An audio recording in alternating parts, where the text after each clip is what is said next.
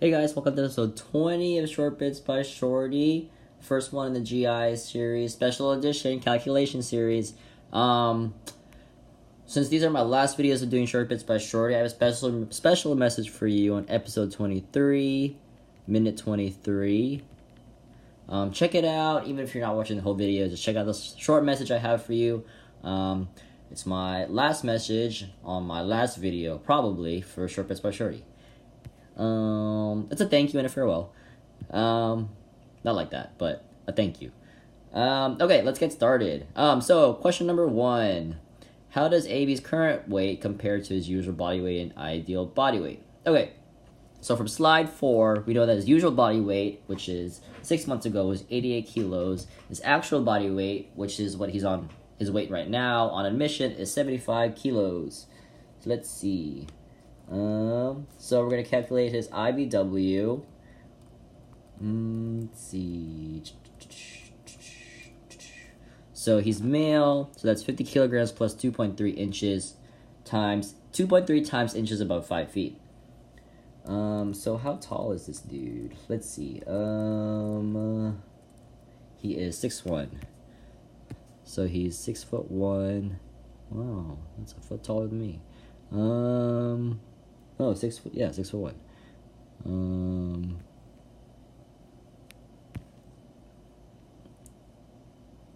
So that is, so 5 feet is 12 times 60 inches. 6'1" is 73 inches. So that's 13 inches above 5 feet. So 50 kilos plus 2.3 times 13. That would give you,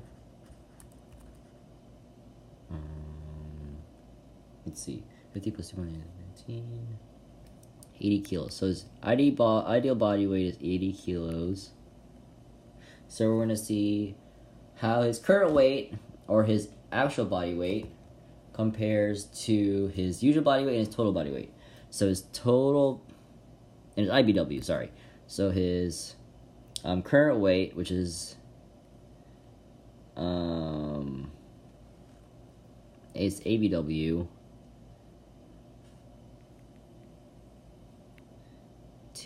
his total body weight, or his ABW,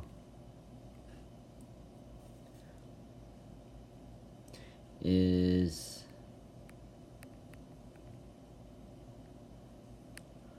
over his, we'll start with his usual body weight.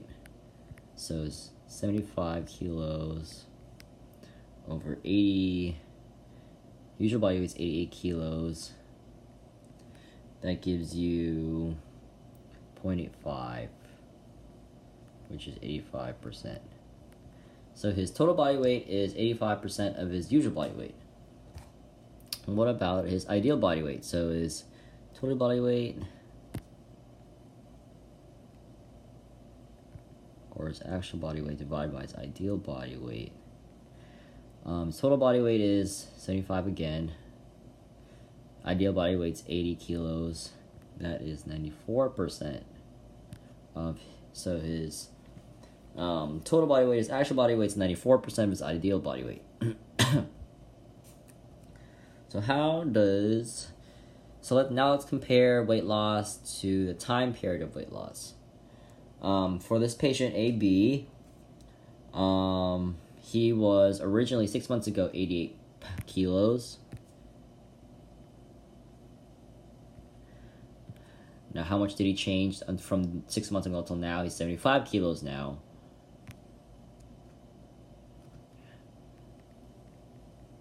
So he had a difference of 13 kilos.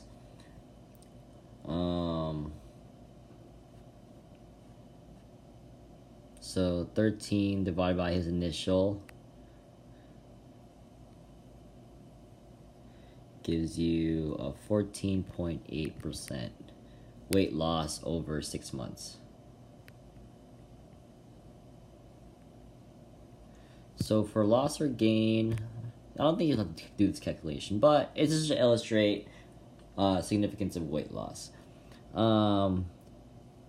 Change can either be, that's a delta symbol, which is Greek for change, or mathematical for change. It's gain or loss. So it's the difference over initial. So change is difference over initial. So your difference was 88 minus 75 from 6 months ago to now, divided by your initial, which is 88. So your change, you can assess it by doing your difference between two values over your initial value. I don't think you have to do that calculation. It's just an illustrated concept she had. Okay, next. Case 5. Calculate his BMI. So you know that BMI is kilograms, units for BMI is kilograms per meter squared. So all you're doing is trying to figure out the kilograms per meter squared. So you know the kilogram, he is currently 75 kilos. 75 kilos. His height is 6'1", or 73 inches. And you know that 1 inch is equal to 2.54 centimeters. And you know that 100 centimeters is in 1 meter. I did that because you can cancel. So inches cancel with inches, centimeters cancels out with centimeters, and you're left with meters. So 73 times 2.54 divided by 100 gives you 1.85 meters. So now you can do kilograms, which is 75 per meter squared, so 1.85 meters squared. That gives you 21.9 kilograms per meter squared. Easy peasy. Let's see.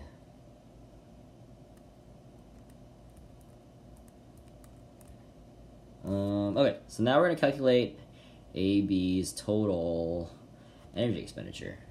So you know your resting energy expenditure for a male is 66 plus 13.7 times the weight in kilograms plus 5 times the height in centimeters minus 6.8 times the age in years. In this case, he is, let's see, 66. Let me do it over here. 66. Thanks for the iPad, by the way. It looks really well. See how fast this is? It's amazing every time.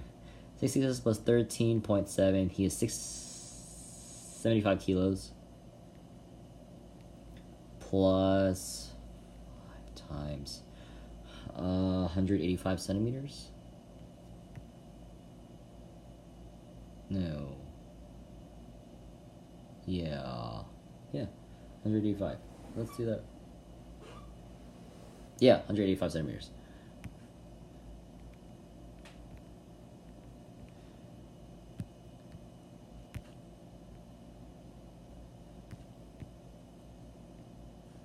Oops.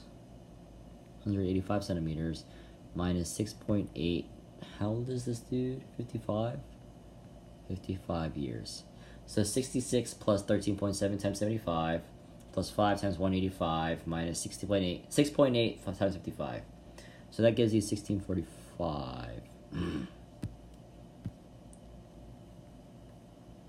That's his resting.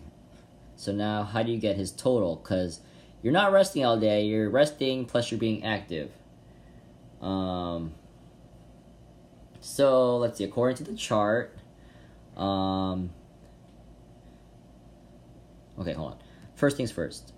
Here, your total energy expenditure is your resting times how much your body's being active. So your activity factor.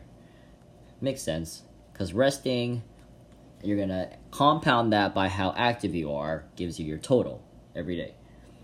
So your basal, so hold on. So 1645 is your resting times your basal is always 1. That's 1. It makes sense because if you're just being resting all day and your activity factor is 1, then 1645 times 1 is your resting, if you're resting all day. However, if you're also being active, your body's being more metabolically active, you add a factor to it. So the stress factor for trauma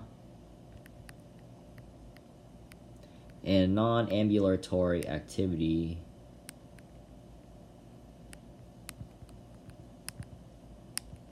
is 0.4. So you're going to do 1 plus 0.4. So to figure out your MAF, your metabolic activity factor, you're going to add 1 plus whatever the factor is, whether it be 0.4, 2, 0.3, whatever it is. It makes sense that at resting it's 1 because 1645 times 1, if you're resting all day, gives you 1645, which is your resting. And your total energy, if you're resting all day, is just your resting. Make sense? I don't know if it did. Alright. Anyway, so 1645 times your metabolic activity factor is 1.4 gives you 2303 kcal per day. So, remember your metabolic activity factor is 1 plus, make sure you put that plus, so 1 plus the factor you're according to the table in the nutrition reference sheet. Yes. She'll also give you a number. So 1 plus at that blank gives you the metabolic activity factor. Case number 7. Okay, so let's see. Calculate AB's total daily protein requirements. Hold on, I'm getting a phone call. Okay, so we're going to calculate AB's total daily protein requirements and the calories this will provide. So you know that the protein requirements for hospitalized patients is 1.5 to 2 grams per kilogram per day. You can use more for multi-trauma or large wounds. Makes sense because your body needs more protein to heal from multi-trauma or large wounds. Okay, so you know his weight is 75 kilos.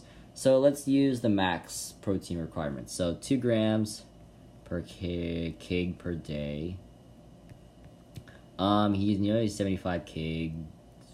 Let's see. Units cancel.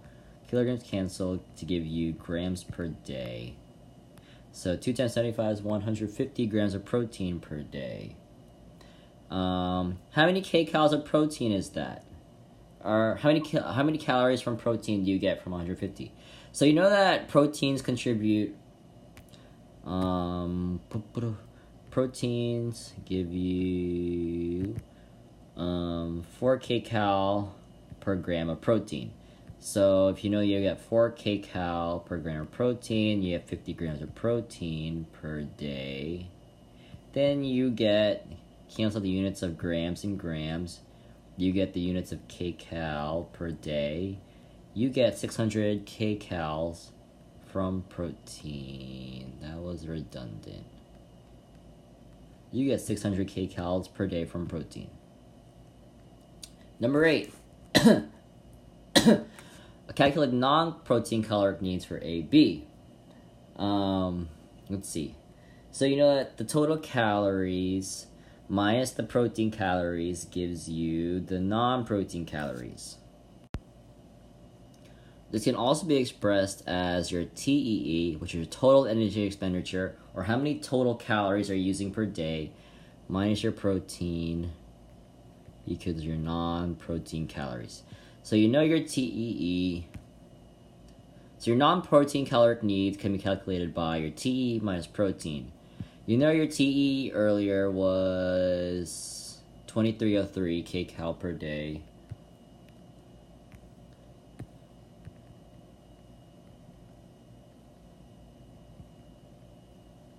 And you know that he used 600 kcals per day from protein. That gives you 1703 non-protein calories. Number 9. How many grams of carbs should AB receive? So you know that 70% of your total daily diet in a hospitalized patient receiving nutrition should be 70% carbs. Or 70% of your non-protein calories should be from carbs. So 70% of your non-protein calories for hospitalized patients receiving nutritional supplementation should be carbs. So 70%. So you know that your non-protein calories are 1703. So 70%. 70% of 1703 non-protein calories gives you 1,192 kcals from carbs. How many grams is that? Oh, that is what we're going for. We're not going for kcal, we're going for grams. Unit alert, unit alert. Okay, so you know that carbs provide 3.4 kcal per gram of energy. So if you have 1,192 kcals, you're going to do 1192 kcal divided by 3.4 kcal per gram.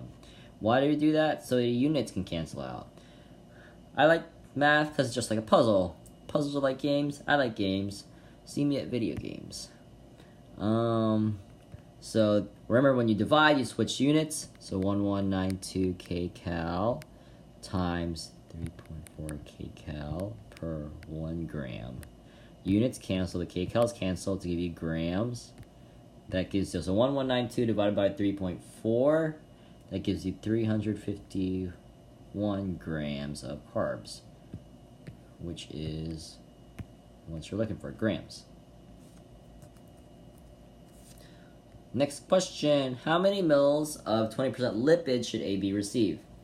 So if your 70% of your non-protein calories are coming from carbs, we're going to say, assuming no other sources of nutrition, that the other 30% is coming from lipids, or fats. Therefore, 30% via IV fatty emulsions.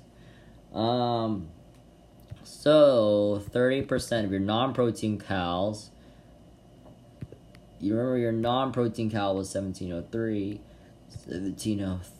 So 30% of 1703 gives you 511 kcals from lipids. And we know that 20% gives you 2 kcal per mil. So doing division again, you get 511 kcal divided by 2 kcal per mil. Remember, when you divide, you switch units. 500 kcal, 2 kcal per 1 mil. You do that so you can cancel out units. So kcals cancel to give you mils, which is what you're looking for. Question's asking for mils. So 511 divided by 2 gives you 256 mils. Let's see. In the hospital setting, they usually come in 250 bags. So we're just gonna give them 250 mils. 250 mils. She'll probably give you the size of the bags. You just pick the right bag. I just know it from working in a hospital. They come in 250s. So round down, you'll probably under feed him the lipids, but it's pretty close. 250 mils of 20% lipids per day. Number 11. Okay, so we're going to calculate AB's total daily fluid requirements. So the average fluid needs are 30 mils per kg per day, but they can range from 30 to 35 mils per kg per day. He's weighing 75 kilograms. So let's find the total daily fluid range. So let's start with 30, and then we can do 35. So 30 mil per kg per day. He weighs 75 kgs. So 30 times 75. So cancel the kilograms. That gives you kilograms per day, the final units. So 30 times 75 is 222.50. Going from the 35, so 35 mils per kg per day times 75 kilograms. Cancel out the units of kilograms. That gives you 35 times 75 is 2625 mils per day. So you can range from 20. So the total fluid requirements for AB is anywhere between 2250. Or I wrote that wrong. It's not kgs, it's milliliters. So the fluid range is anywhere between 2250 mils per day to 2625 mils per day.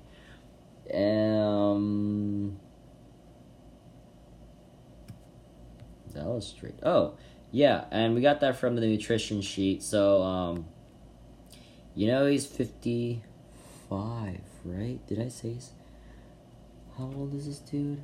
Oh, this is awkward. I think he's 55. Let me check. Confirmed, 55.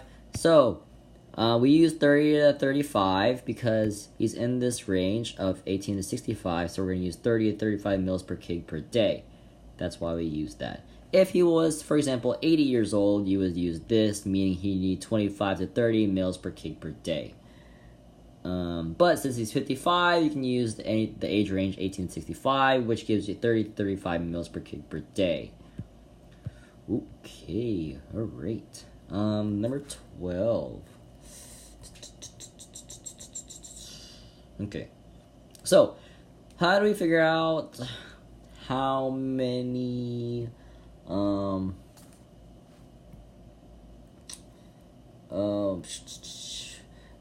or millimoles of electrolytes do we give? Okay, so let's say we didn't get this. Let's say we didn't get this first. So first, how do you figure out this number?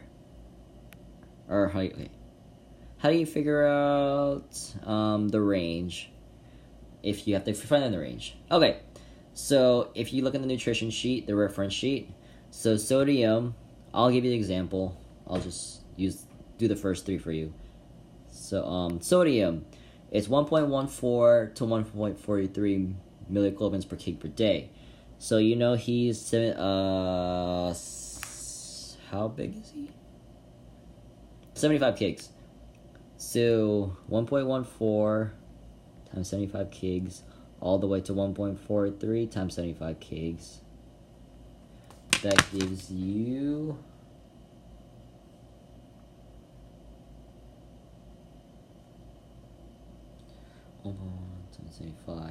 85.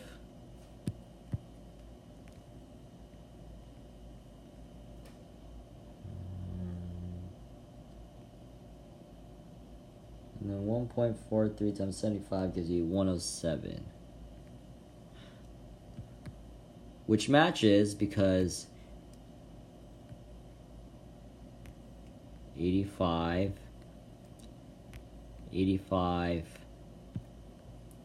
107,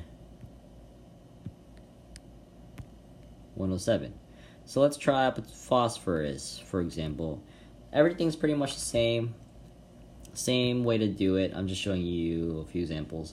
So 0.16 millimoles per kg per day, 75 kgs, all the way to 0.32 millimoles per kg per day, 75 kgs. Let's see. 12 to 24. That matches 12 and 24. 24. So your patient's range you can figure out from the electrolyte requirements. The normal lab range, you should know these or she'll give them to you. This is what came back from the lab. So how do you figure out how much we're going to give, electrolytes we're going to give AB per day? So his total, he knows the normal range, his range of electrolytes we can supplement. It can be between, we're going to give between 85 to 107 milliequivalents per day. That's how much that's the range we can give to stay within the normal lab range. His lab for sodium is 144. That's the high end, close to 145. So let's give him less sodium in the range of 85 to 107, so he stays within that normal lab range of 135 to 145. If you give him more, like around the 105, then he might overshoot and get over the 145 milliequivalents per liter. So let's give him less. Let's say we'll give him 90. I'm just going with Dr. Younger put. Potassium. The range is 85 to 107. Normal lab range is 3.5 to 5. And his lab came back and right in the middle. So let's give him something in the middle. 90 would be good to stay within that normal lab range of 3.5 to 5. Calcium. Let's see. He came back at 8.6, which is pretty low. So let's go in the higher range of the supplementation range. So let's go around 20 to stay within that range. If you undershoot, he's already low, so if you undershoot and give him like 15, then he'll probably be hypocalcemic. So you're going to give him a little more so his lab range goes up to stay within the normal lab range. For magnesium, 1.3, he's actually hypomagnesiemic. So we're going to give him the higher end of his range of 1926. Let's say we're going to give him 24. Phosphorus. Has phosphorus 3, pretty much in the middle. So let's give him something in the middle. 18 sounds good, pretty much in the middle. Because, I don't know, 12 plus 6 is 18. 18 plus 6 is 24. It's not exact science. Pharmacists I've seen, they just guess and test. Pretty much a guessing game. As long as it feels right, higher, lower, in the middle, you're pretty much good. Okay. Let's see. So that's how we got that. Let's see. So additional practice. So a 50-year-old female with a recent surgery for mesenteric ischemia resulting in short gout syndrome is to be started on TPN. She weighs 80 kgs and is 5'4" tall. Calculate the patient's ideal body weight. So the ideal body weight for women is 45.5 plus inches, or 2.3 times inches over 5 feet.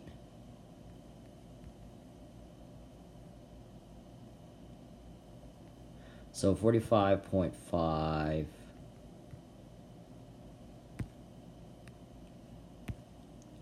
plus 2.3. She's 5'4". 2.3 times 4. 45.4. That gives you 54.7 kilograms of ideal body weight. What weight would you use to calculate her energy requirements in the Harris-Benedict equation? So to see that, you first have to find the ideal body weight. Harris-Benedict equation is dependent on the body mass index. Did I say ideal body weight? I meant BMI. So find a body BMI. Harris-Benedict equation, the weight you use depends on the BMI. So first, find your BMI. What's your BMI? You know the units of BMI are kgs per meter squared. You know she is 80 kgs. Let's see. How many centimeters is 5'4"? So that's 60 inches plus 4, 64 inches. You know that 1 inch is 2.54 centimeters. 100 centimeters in a meter. Cancel the units, so inches, inches, centimeters, centimeters. You're left with meters. So 64 times 2.54 divided by 100 gives you 1.626 meters. So 80 kgs divided by 1.626 meters squared gives you 30.3. Since the BMI is less than 40,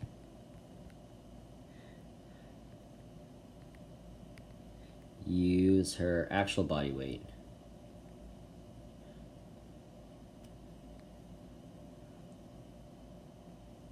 Oh, looks like we did that. Okay.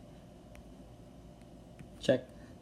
And we know to use that standard of 40 because per slide, let's see, 24, 25, 26, 27, 27. Slide 27 for females to BMI to 40. You can use the actual body weight. So slide 27, check that out. Okay. Her metabolic activity factor is decided upon as 1.2. Calculate her caloric requirements. So remember, your caloric requirements is your TEE. Your DEE is dependent on your resting energy expenditure times your metabolic activity factor. Your resting energy expenditure, according to the Harris Benedict equation, you can use your actual body weight because her BMI is less than 40. 655 plus 9.6 times the weight in kilograms plus 1.8 times the height in centimeters minus 4.7 times age in years. She's 9.6. She is 80 kgs plus 1.8 times 162 centimeters minus 4.7 times she's 50 years old,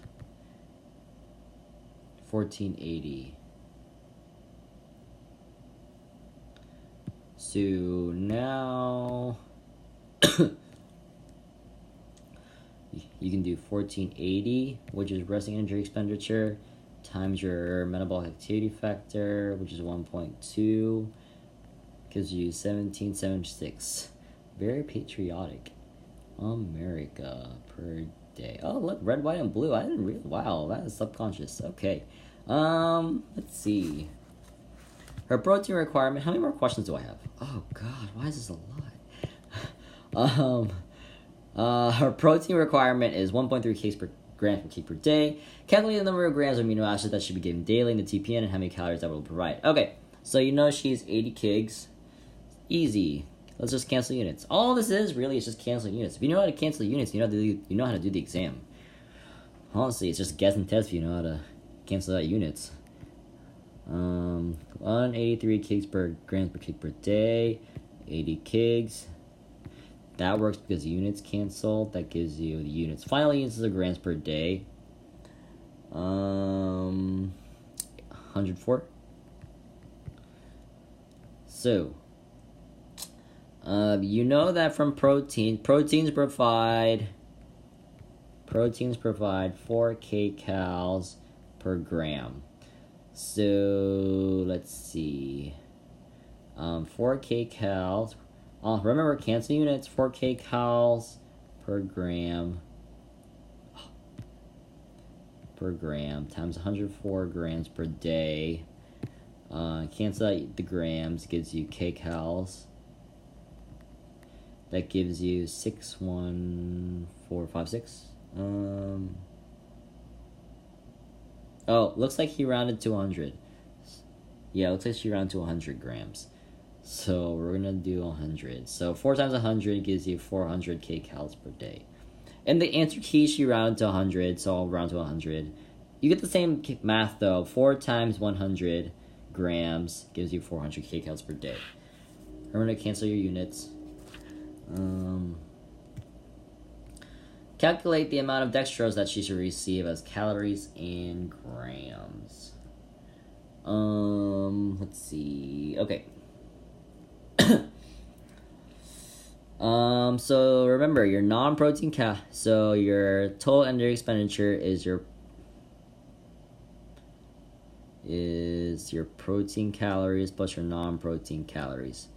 So The total energy expenditure minus your protein calories gives you your non-protein calories.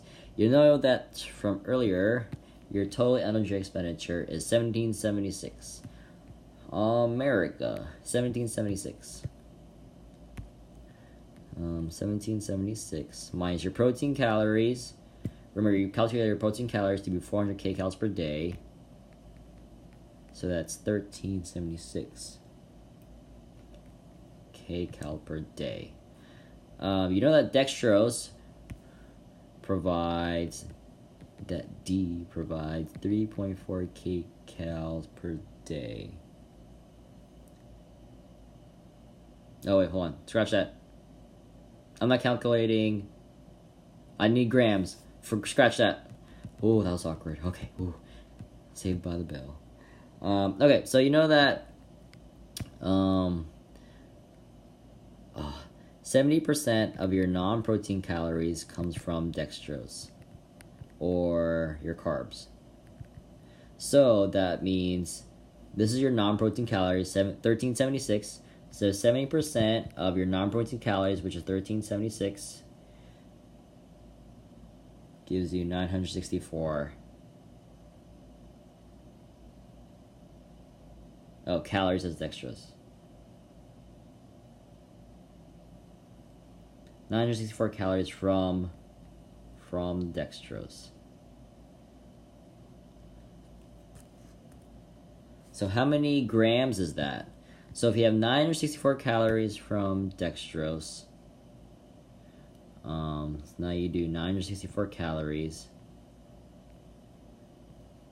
And you know that dextrose provides 3.4 kcals per gram.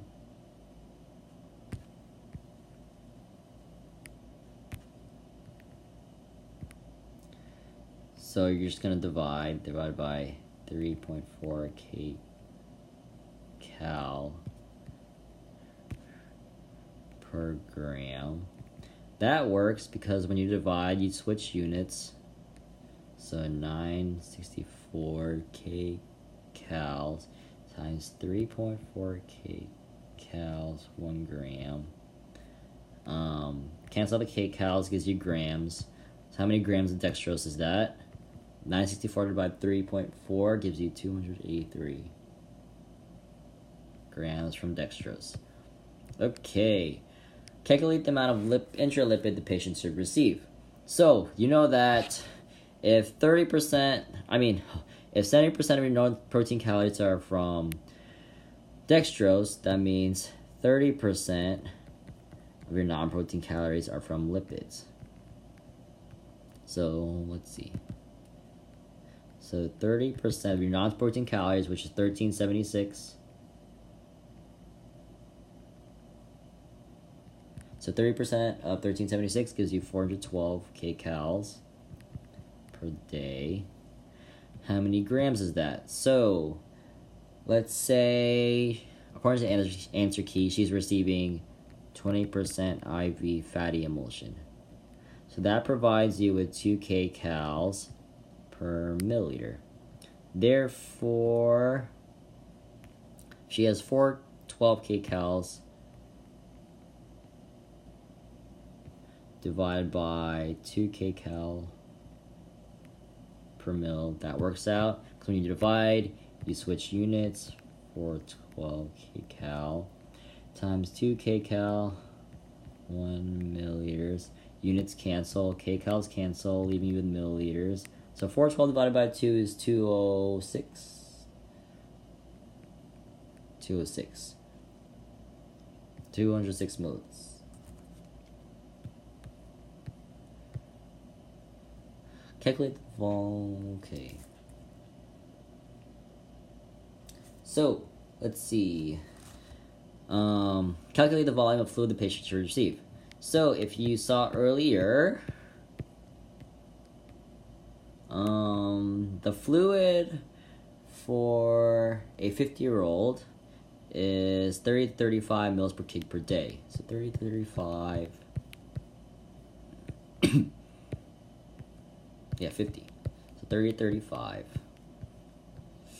So we're going to use 30 to 35 mil day. She is 80 kigs. So let's see, 35 mil kg day times 80 kigs. 80 kigs. The units cancel. Kigs. Final units are mils per day. Final units are mils per day. Cancel the kilograms. 30 times 8, 2400. 35 times 8 is, let's see, 2800 mils per day. So anywhere between the range of 2400 2800 mils per day. So last one, serum potassium is 5 mill equivalents per liter. How much potassium should the patient initially receive in her TPN? Let's see. So let's look at my range. So potassium is, let's see, yellow. Potassium is 1.14 to 1.43 mill equivalents per kg. 1.14, 1.43.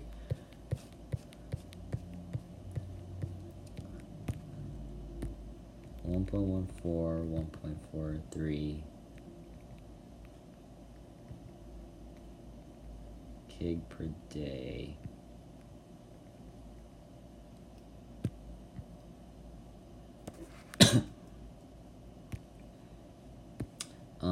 So let's see, multiplied by 80 kgs.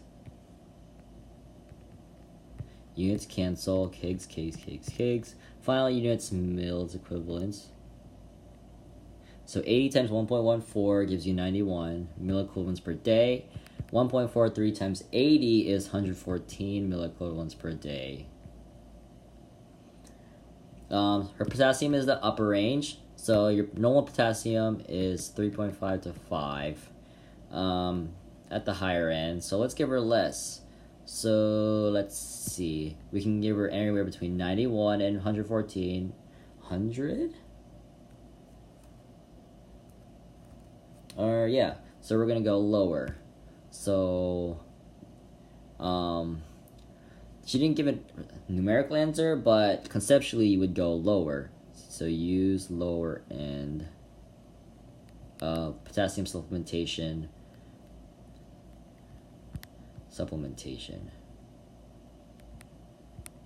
So I would give, if I were me, I'd give like maybe 95. 100's pushing it, kind of. You gotta feel it out. Probably 95. I go 95. That's it. Remember, check out episode 23, the enteral nutrition one, at 23 minutes. Check out my final message.